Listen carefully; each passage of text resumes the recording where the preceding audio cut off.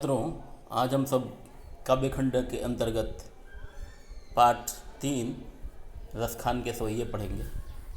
लेकिन सवैया पढ़ने से पहले हम रसखान के बारे में थोड़ा जान लेते हैं। तो देखिए, जैसा कि लिखा है, रसखान का जन्म सन 1548 ईस्वी में माना जाता है। इनका मूल नाम यानी असली नाम सैयद इब्राहिम था और वे दिल्ली के आसपास के रहने वाले थे। कृष्ण भक्ति ने उन्हें ऐसा मुग्ध कर दिया कि गोस्वामी विट्ठलनाथ से दीक्षा ली और ब्रजभूमि में जा बसे।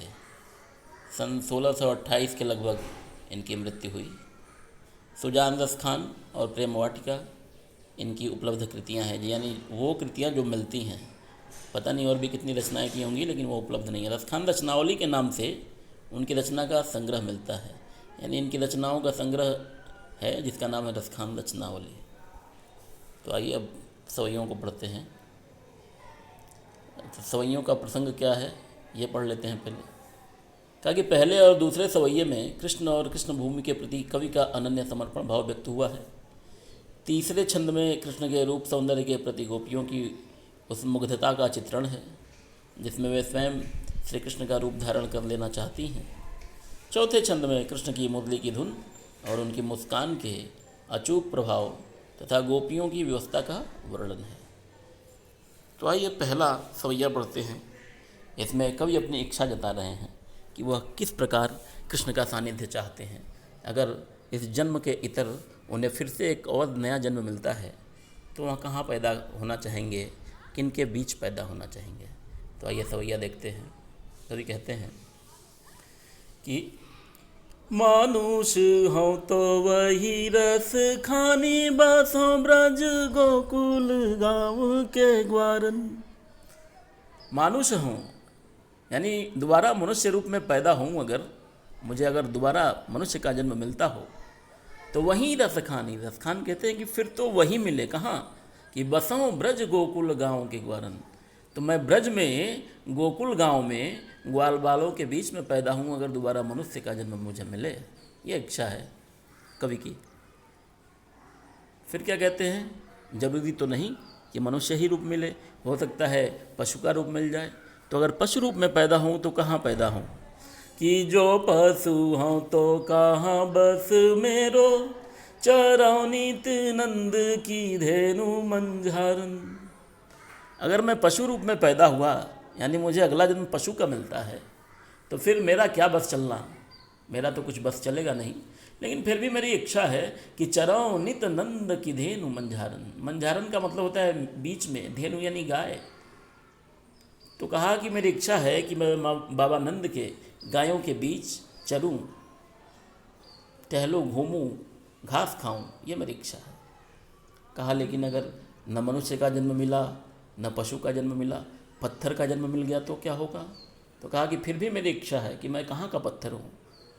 क्या कहा कि पाहन हो तो वही गिरी को जो कियो हरि छत्र पुरंदर धारन।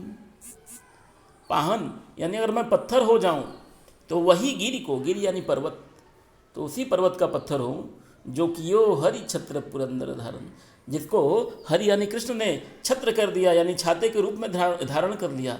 पुरंदर कहते हैं इंद्र को, यानी इंद्र के क्रोध से ग्वाल बालों को, गोकुल को बचाने के लिए जिस पर्वत को हरि यानी श्री कृष्ण ने छाते की तरह धारण कर लिया था, मैं उसी गिरी, उसी पर्वत का पत्थर बनूं।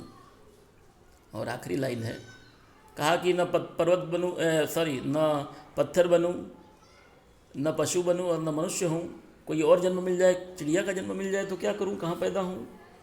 तो फिर इच्छा जताई कि जो खग हूँ तो बसेरो करो मिली कालिंदी कुल कदम्ब की डारन। और कहा कि खग यानी पक्षी का रूप प्राप्त हो जाए तो मेरी इच्छा है कि बसेरो करो यानी मेरे रहने का स्थान कहाँ हो। कहा कालिंदी कूल, कालिंदी कहते हैं यमुना नदी को, और कुल का मतलब होता है किनारा या तट। तो कहा कि मेरी इच्छा है कि यमुना नदी के किनारे जो कदम्ब के वृक्ष हैं उनके डालियों पे मेरा निवास स्थान हो। तो ये कवि ने अपनी इच्छा प्रकट की है। हर प्रकार से वो श्री कृष्ण का सानिध्य चाहते हैं, इसीलिए इन स्थानों पर वह पैदा होना दोबारा चाहते हैं, क्योंकि इन स्थानों पर श्री कृष्ण हमेशा घूमते टहलते रहते हैं। अब आइए दूसरा और आखिरी सवैया इस वीडियो का पढ़ते हैं। बाकी के जो 2 सवैये होंगे उनका अर्थ हम अगले वीडियो में जानेंगे। तो आइए दूसरा सवैया पढ़ते हैं। रसखान जी कहते हैं कि लकुटियरु कामरिया पर राजती हूँ पुर को तजी डारो।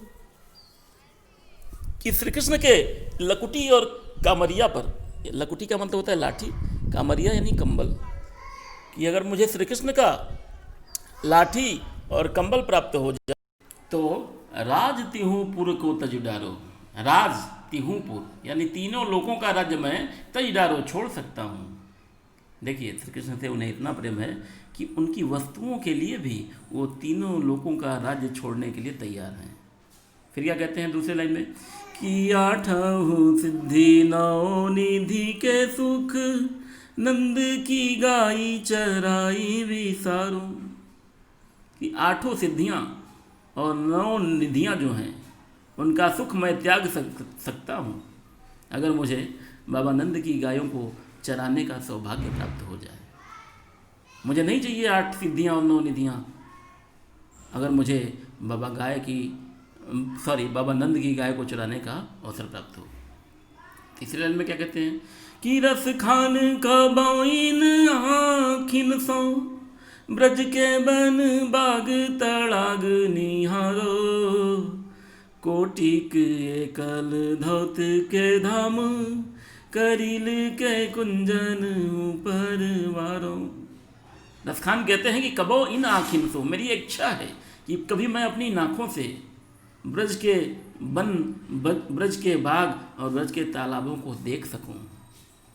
और कहा कि कोट कहते हैं करोड़ को, तो कहा कि और कलधौत कहते हैं सोने को। तो कहा कि अगर करोड़ों सोने के महल मुझे ये सौभाग्य प्राप्त हो जाता है और ब्रज के जो करील के कुंज हैं उनमें जाने का अवसर प्राप्त हो जाता है, तो मैं उन करील के कुंजों के लिए करोड़ों सोने के महलों को त्याग सकता हूँ। कोटि के एक लधौत के धाम करील के कुंजन ऊपर वारो। मैं ब्रज में स्थित करील एक वृक्ष होता है जो कांटेदार होता है, तो उस कांटेदार वृक्ष के लिए, ब्रज के उस कांटेदार कुंज के लिए, वो कुंज जिसमें कांटेदार वृक्ष हैं, उनके लिए मैं करोड़ों सोने के महलों को न्यौछावर कर सकता हूँ। धन्यवाद। तीसरा और चौथा सवैया अगले वीडियो में पढ़ेंगे।